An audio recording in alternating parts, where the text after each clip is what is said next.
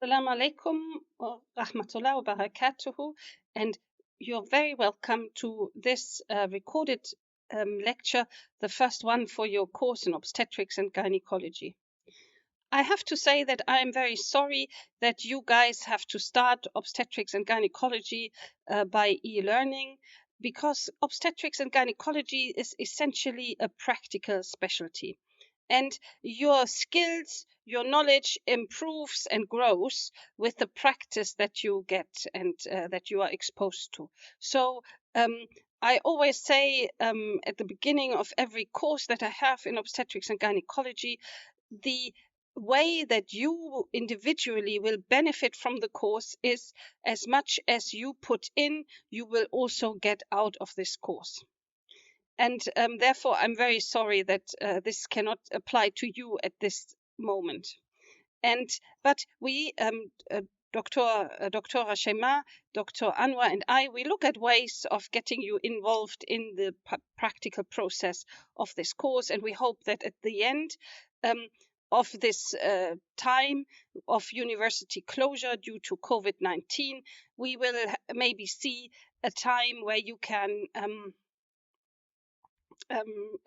catch up with all the practical stints that you have missed so far. So we do our best to, in the next few weeks, finish this theoretical input into your learning. Now, let us get to this lecture that we have today in front of us. Unfortunately, I also start this course with quite a dry lecture, and I'm sorry for that. I don't know, you probably do not know me well enough, but I like to ask questions within my lectures. It's really a way of making you think and follow the lecture and keep awake a little bit. So I'm also going to try that during this my recorded lectures, and I would like you to have a pen and paper next to you so that you can write down the answers to any questions I might pose during my lectures, and then just compare if you were kind of near the correct answer or very far away or spot on. Who knows? Okay, these are not challenging questions. Okay, so we're going to start today with a dry topic, as I said, but it's an important topic, and therefore we take our time for this lecture, and this is physiological changes in pregnancy. I have to move on the first slide always like this manually, and I apologize for that. Okay, so this lecture is supposed to make you appreciate the importance of the physiological changes a mother's body undergoes during pregnancy. We will look at the different systems to evaluate and appreciate their impact and understand how they might influence pathology in pregnancy. So first of all, I start with a question. What is the purpose of such physiological changes in the maternal body? Just have a quick think about it, what the purpose is. Write it down on your piece of paper. And what is their significance? So the purpose is really that they assist fetal survival and they prepare the body of the mother for labor. These are the kind of underlying purposes of the physiological changes in pregnancy. It is important to know about them so that you can evaluate and can appreciate them during pregnancy. So you do not think, for example, a mother with a white cell count of 11 has got an increased white cell count, but wait a minute, stop, this is normal. Secondly, you can anticipate and treat common conditions that occur in pregnancy, such as anemia, gestational diabetes, hypertension or hyperthyroidism, and others. So let us go through the system by system of physiological changes. the endocrine system. Let's start here and just take a minute with your pen and paper to write down which changes you know in the endocrine system.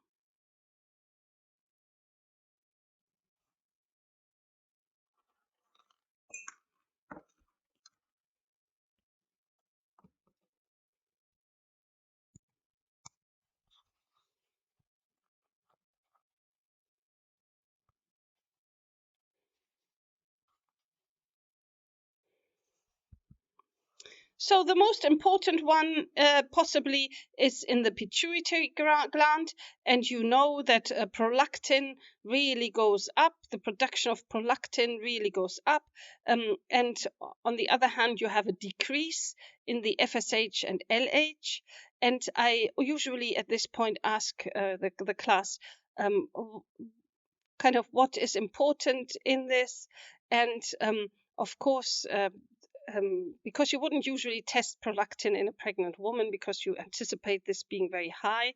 But you are right when you think about the pituitary gland and you connect it to the Sheehan syndrome. Although Sheehan syndrome is very rare, it is one of the things that every student seems to know about.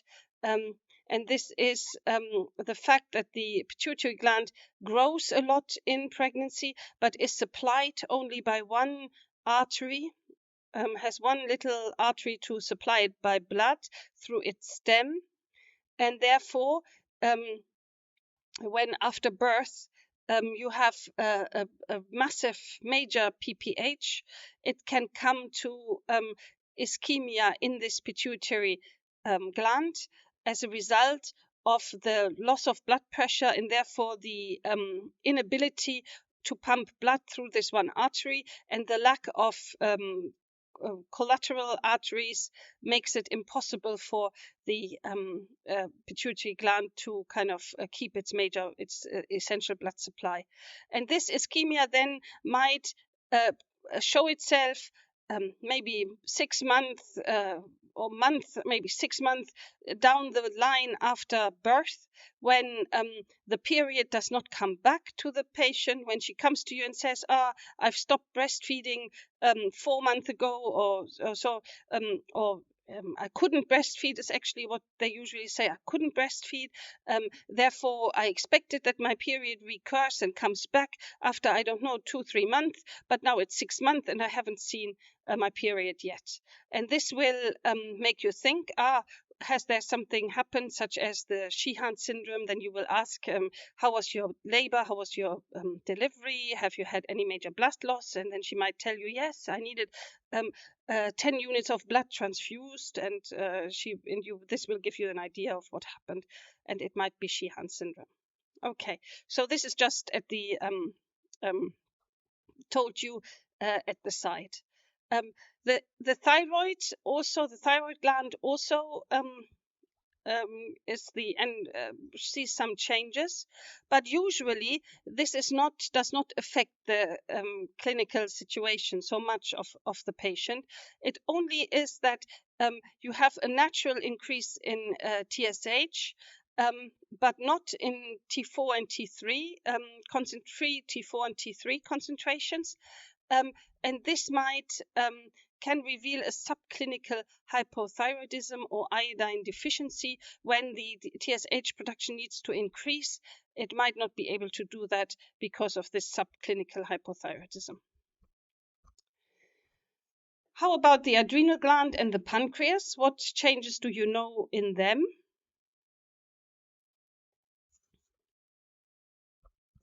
Okay, so first of all, you have the cortisol, and you find that there's a natural increase in cortisol.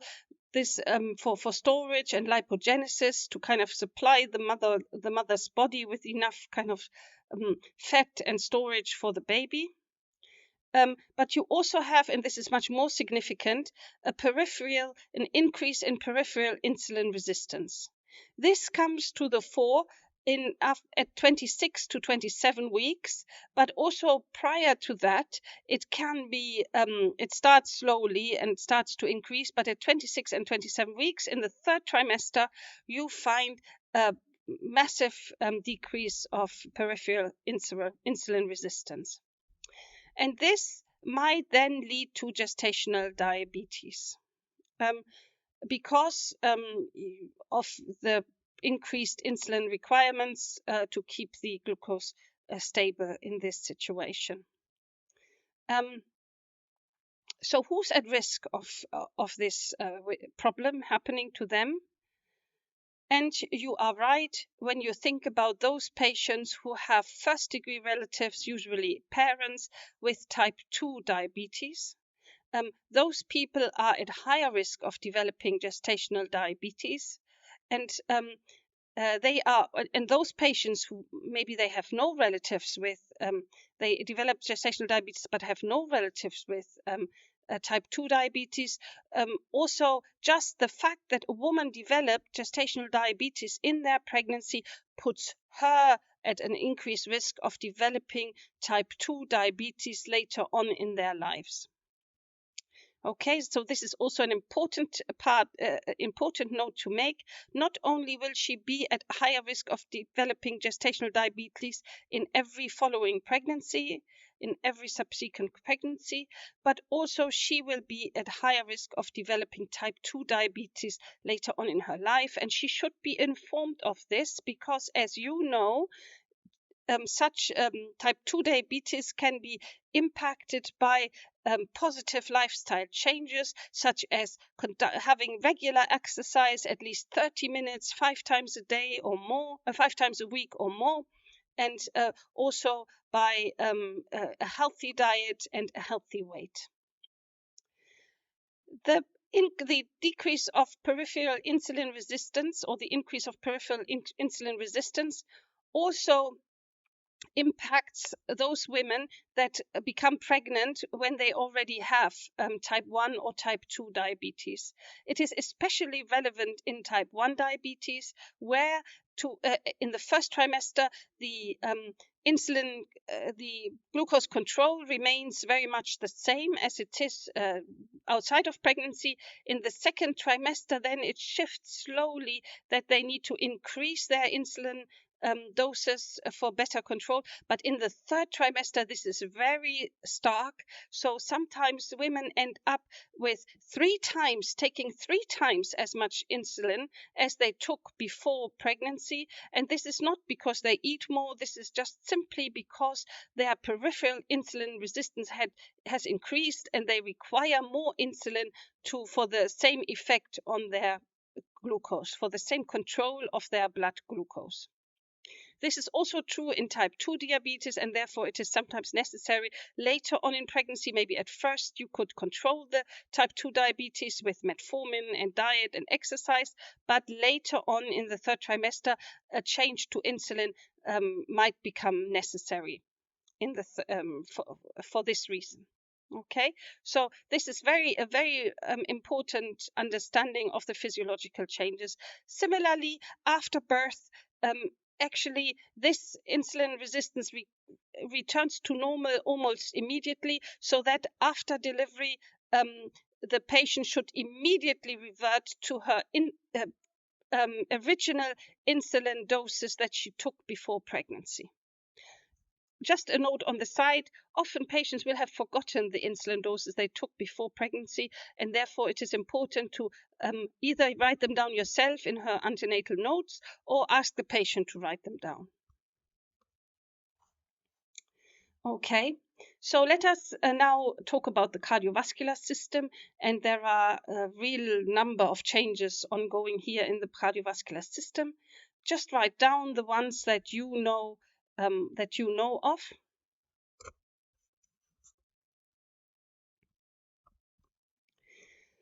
Yeah, I'm going to start now. So in the first trimester, progesterone is very high and reduces the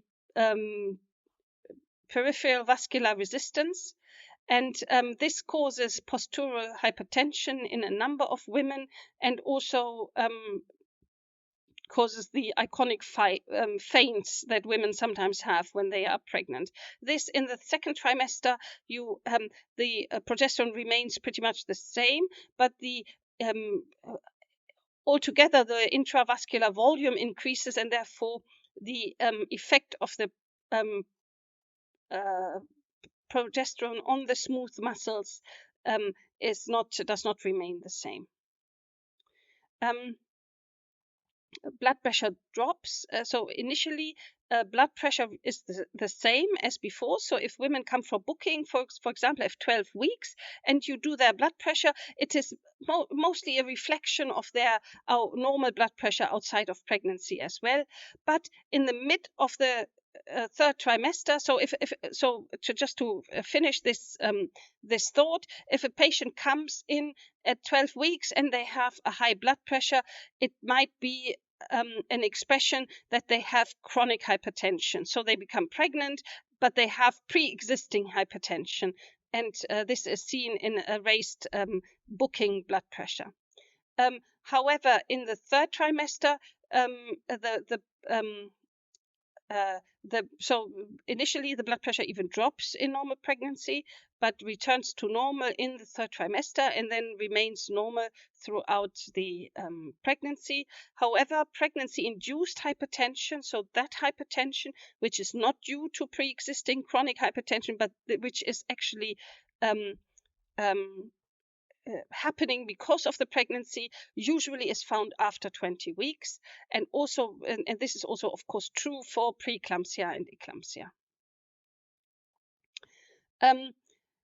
Finally, the venous return to the inferior vena cava can be compromised in pregnancy, and this can happen especially when women lie supine in their third trimester, when they have quite a large gravid uterus in their abdomen. They lie supine. This gravid uterus can kind of compress the aorta slightly and compromise the venous return to the heart, and this might make women faint. Therefore, an important rule for pregnant women is, especially those in the third trimester, not to lie flat, but either to lie on a side or to lie in kind of semi-supine position, so that like 30-degree raised, so that this cannot happen, this compression of the aorta. Therefore, in any woman that is found collapsed in pregnancy, lying on her back, it is very important to kind of reposition her, to kind of relieve this pressure from the gravid uterus onto the aorta. Finally, we have some more changes within the cardiovascular system, and I hope that you were aware of some of them. First of all, we have an increase in angiotensin II, and this is causing some of the water retention that we see, and that expresses itself in edema, dependent edema, which is largely normal in pregnant women and usually resolves within 1 week or 2 after delivery spontaneously. Furthermore, it leads to an increase in plasma volume by 50%, or more, by 30 weeks gestation, and this enables or facilitates uterine blood flow, and also compensates for the loss of up to 500 mils of blood loss in a normal delivery is considered absolutely normal, and this is compensated by this larger fluid volume within the vascular system of the pregnant woman.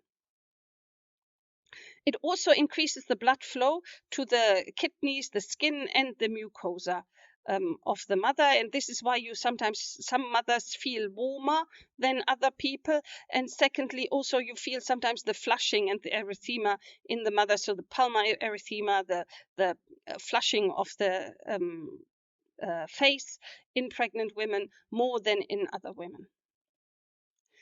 The cardiac output increases by 30 to 50%, so this is a significant increase in cardiac output.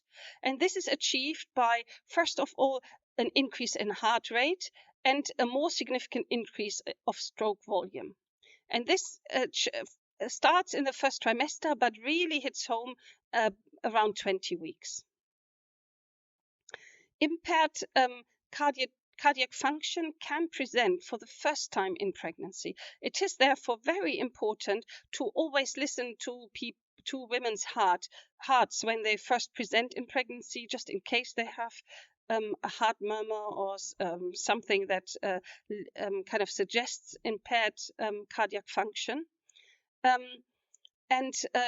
Impaired cardiac function can typically present either in the first trimester when you have the postural hypertension, the drop in blood pressure, or in the third stage of labor after delivery of the placenta, when you have a sudden increase in the preload, and which in kind of subclinically impaired cardiac function can then become apparent because the heart cannot deal with the sudden increase in preload.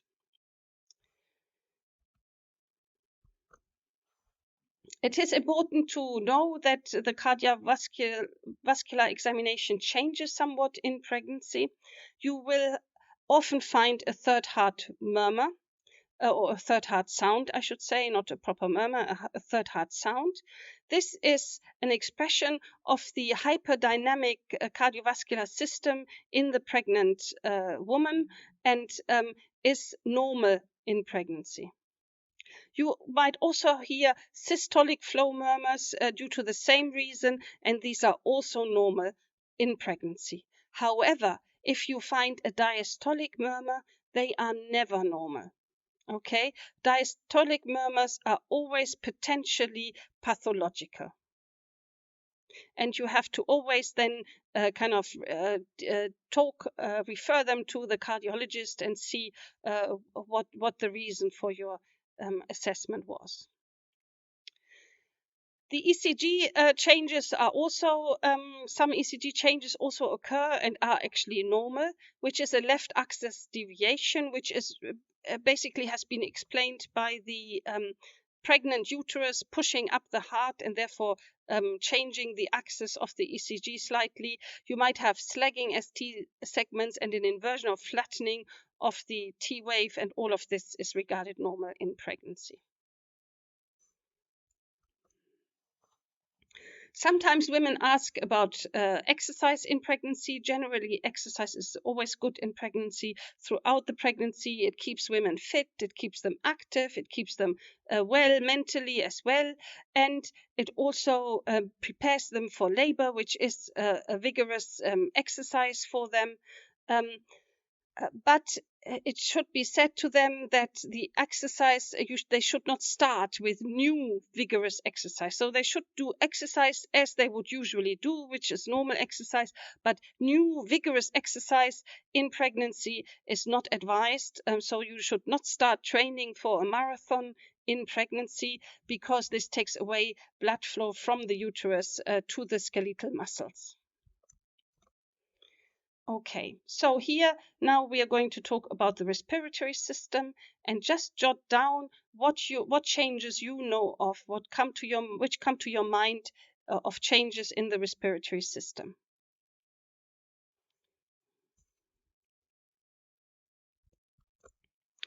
Okay, let us go through them. You find that the tidal volume increases by 200 mils. But the respiratory rate remains the same, and this is a very important fact that you should take heed of, because if you have a pregnant patient who has a decrease in the respiratory rate or an increased respiratory rate, this is never due to the fact that she's pregnant. This is due to an underlying cause and might kind of be the first sign of some significant pathology that you have to uncover, such as a PE or pneumonia or other respiratory distress that she might face. So respiratory rate changes are not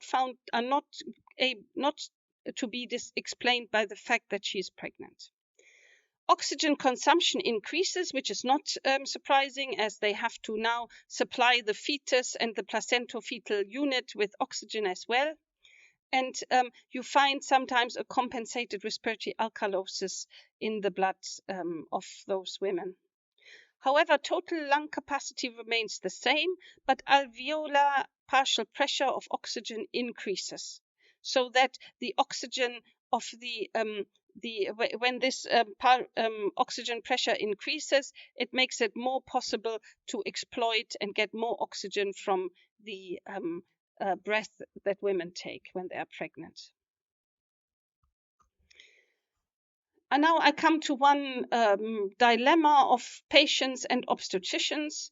This is shortness of breath. It's somehow a common symptom in pregnancy, and it can be the sign of a serious pathology such as PE, such as severe anemia. But it also and very frequently occurs without any underlying pathology.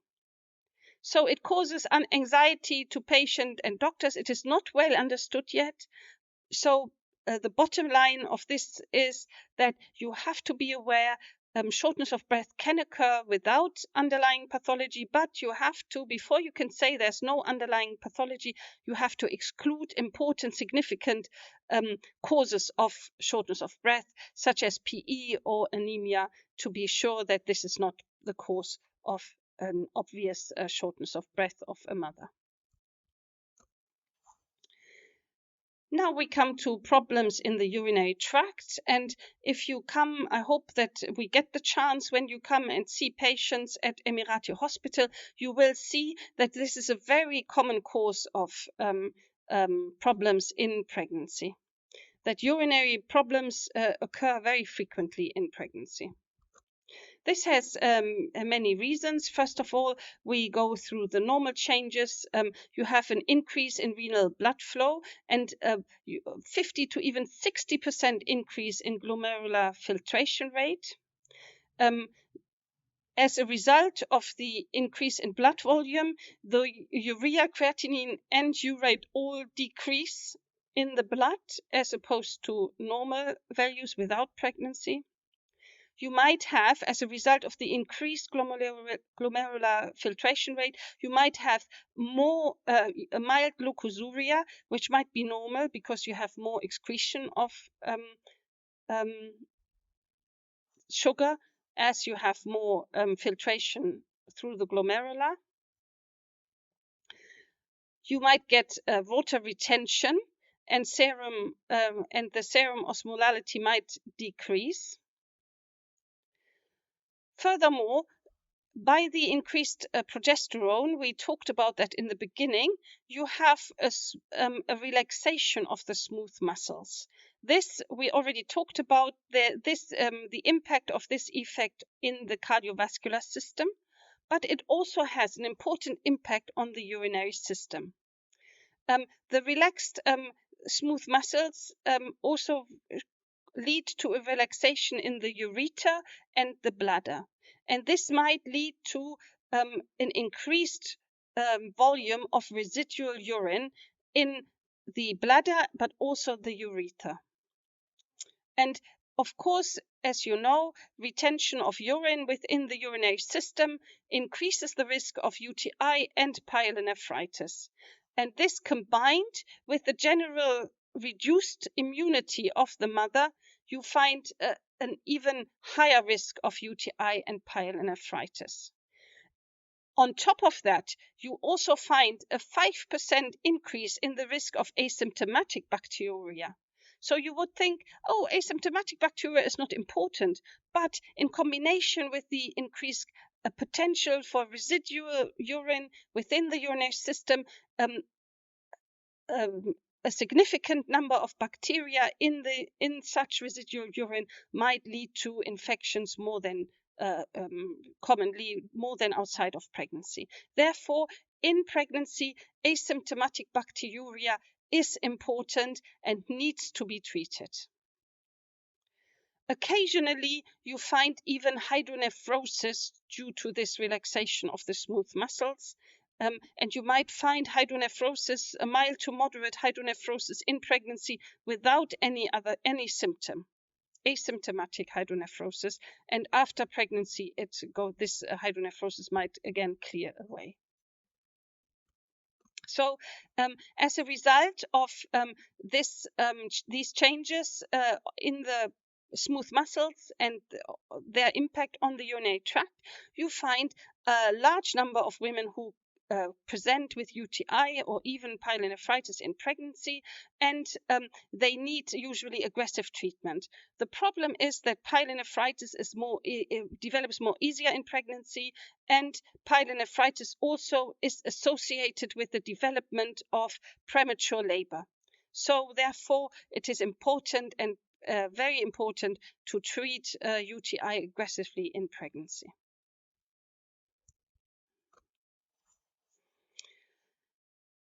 Now let's talk about the hematological system, and I'm sure you are aware of some changes within this system.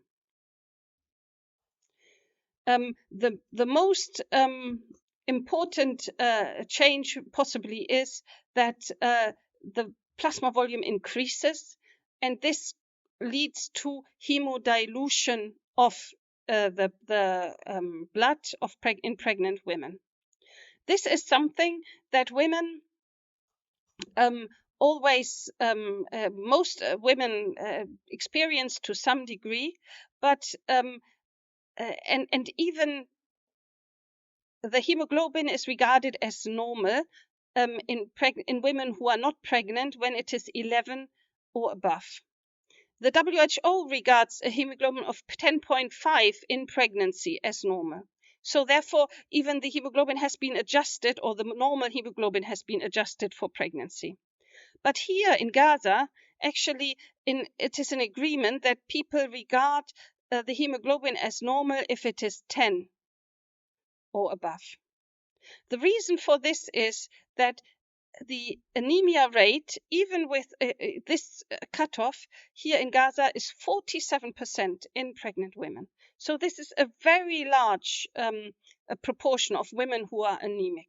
Anemia is not taken very seriously, not by women and not by many clinicians here in Gaza, but it can have a major impact on the pregnancy, but more even on the mother. First of all, an anemic mother feels herself always tired and thinks she cannot cope with the life as well as a woman whose hemoglobin is normal. Secondly, it puts her at higher risk at delivery because, as I said before, you will always have blood loss at pregnancy, and 500 mils of blood loss, so 1 pint, 500 mils, is regarded as normal.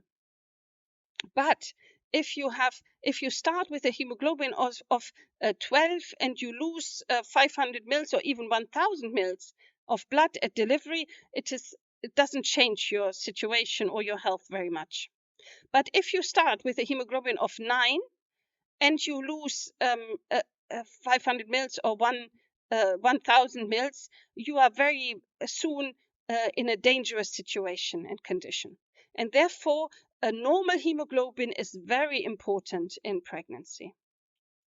It has also to be said that iron requirements rise to 60 milligrams of elemental iron or 300 milligrams of ferrous sulfate each day. So iron requirement rise in pregnancy. So this might exacerbate some nutritional deficiencies and increase iron deficiency anemia as well.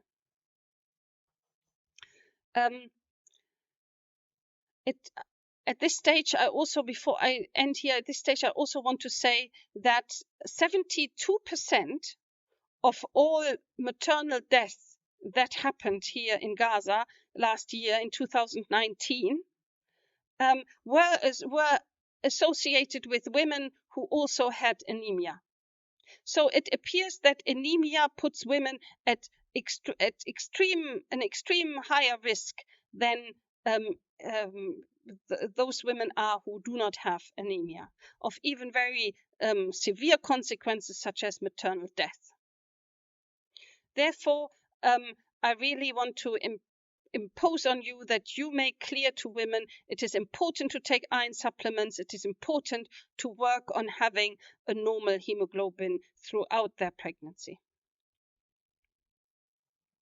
Another reason why, so you could think about 47% is really high for a rate for anemia, and this is despite the fact that antenatal clinics actually give free iron supplements to women.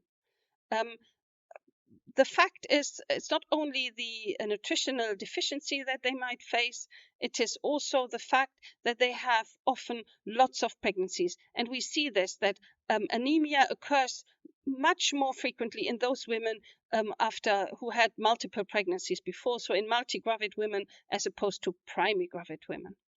And this is because during a pregnancy, their iron stores get depleted. The fetus always takes what they can get from the mother. So the mother takes it from their iron stores. So after pregnancy, the hemoglobin might normalize to a certain degree, but the iron stores remain depleted, especially then if women do not have a sufficient birth spacing, so sufficient time between their pregnancies. So they need, the maternal body needs 1.5 to 2 years time between pregnancies so that they can get back to normal and replenish all of their iron stores as well as the hemoglobin. So frequent pregnancies and maybe lactation and then getting pregnant again in lactation is not good for maternal health and should be discouraged. So the other changes that we see in the hematological system are equally important, and this is an increase in clotting factors, which help to reduce bleeding at delivery. We see an increase in red cell mass, and these are the factors that lead to the susceptibility of pregnant women and women after delivery. In the first 6 weeks after delivery, their susceptibility to PE, so to DVT and PE. That puts them at very high risk of DVT and PE. And PE remains one of the most common causes of maternal mortality. Then we have a mild leukocytosis, so which is not an expression of infection, but just an expression of pregnancy. Serum albumin is reduced and alkaline phosphatase increases due to placental production, but has no significance in this context. Okay, let us now look at metabolic changes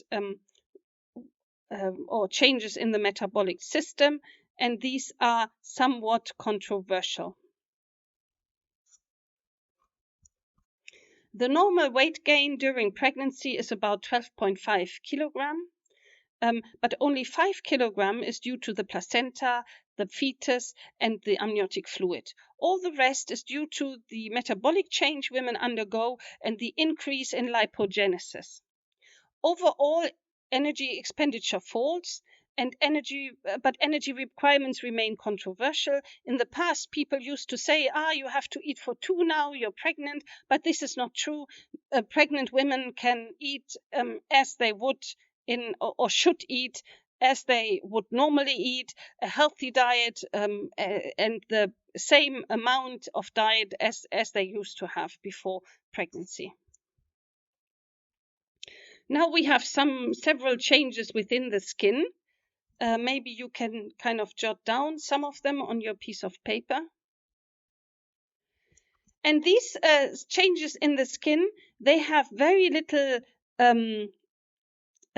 obstetric relevance, so they have no pathological relevance, but they might be very important to patients, okay, because this is what they recognize. Maybe they are not aware of the residual urine in their urinary system, and they might not be aware of the increased leukocytes in their blood, but they might see the changes in their skin, and therefore this might be more relevant to them and should therefore be explained to patients. Okay, so one thing is they have increase in palmar erythema. You also find chloasma, which is a pigmentation of the face, the umbilicus, as well as the nipples. You might develop, patients might see stretch marks or stria gravidarum, and you might also find spider nevi on the abdomen. Stretch marks are especially unwelcome for women.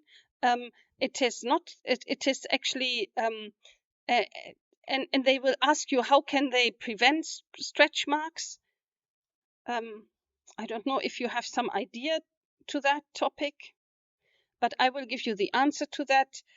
You find some women who have had 6 children and you do not find one stretch mark on their abdomen, and other women, they have their first pregnancy, a normal sized baby, and their abdomen is full of stretch marks. The answer to the reason why some women have stretch marks and others not is the makeup of their collagen. And it is a genetic disposition that women have. So it doesn't matter how much stretch mark cream you go and buy in the pharmacy and you put on the abdomen, it will not change if you develop stretch marks or not.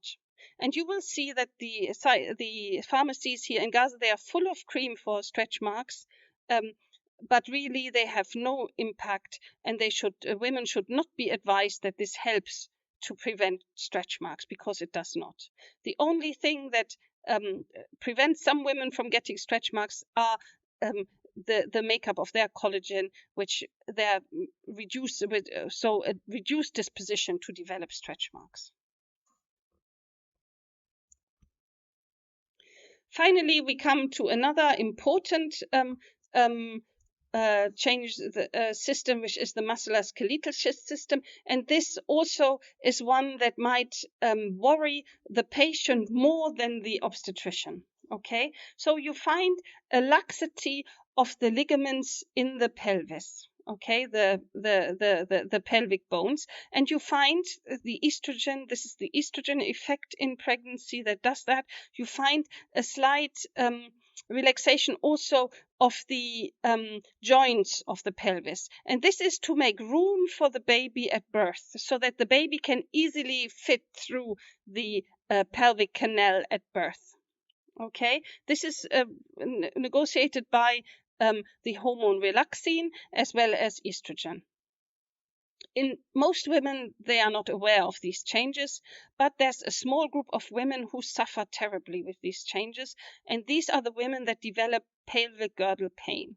Pelvic girdle pain is a pain that is in the past we used to call it symphysis pubis dysfunction, but really it is not limited only to the symphysis pubis. It is a pain that can be present in all of the joints or in any of the joints of the pelvis, and it is a pain that is not so much that develops during the pregnancy, so it's not present at the beginning of the pregnancy, and then usually coming in the 3rd trimester it gets worse and worse and worse, and it shows itself by women finding it very difficult to walk. So they might be pain-free sitting down, but when they get up to walk, this is very difficult for them, and this is due to a rubbing of the kind of relaxed joints, and with the relaxed ligaments, a rubbing of those joints together, and it can be very distressing. It is also a condition that gets worse with every pregnancy. So after delivery, it disappears, but with every pregnancy, it comes back, and it usually comes back earlier in the pregnancy, and it also comes back worse with every subsequent pregnancy. There are unfortunately there's no cure for this except delivery, and but it can be managed with input of the physiotherapist, of a kind of keen and motivated physiotherapist. They can help women to kind of move in such a way that is less distressing to their kind of pelvic girdle, and also they have some support belts and some support techniques that they can advise women to use to reduce such pain. Another problem that might occur later on in pregnancy is an exaggerated lumbar lordosis, which might lead to, which you can sometimes see in the typical gait of pregnant women in late pregnancy, but also it can sometimes translate into backache at the end of pregnancy, and also after delivery, this backache might persist for a while.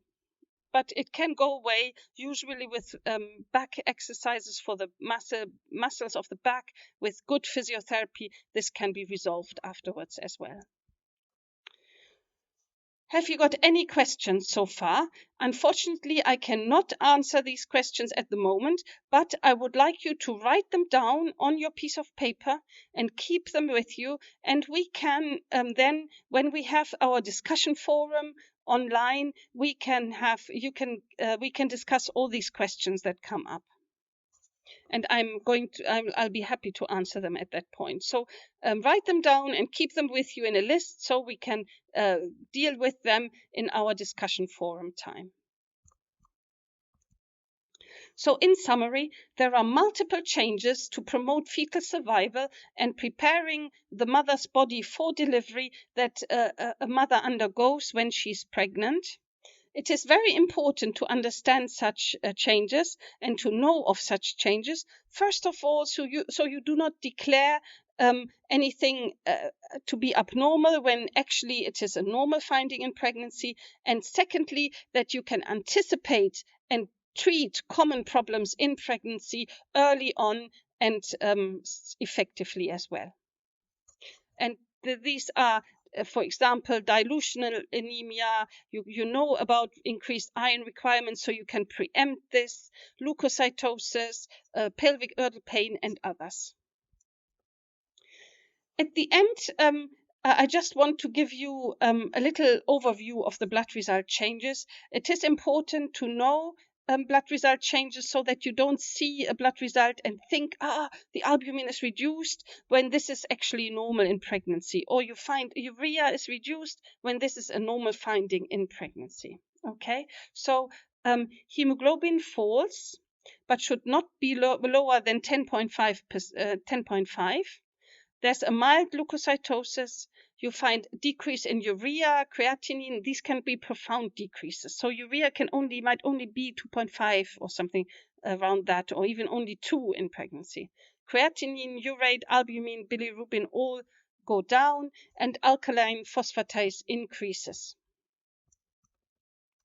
Here you have a picture of all the differences in more detail. And you can, of course, if you're interested in, kind of copy this or photograph it for you if you want to keep it, but you might also find it in other context books. Okay, thank you very much for joining this first recorded lecture of your Obs and Gynae course. And with time, we will have more lectures, and some of them will hopefully not be as dry as this first one was. Thank you.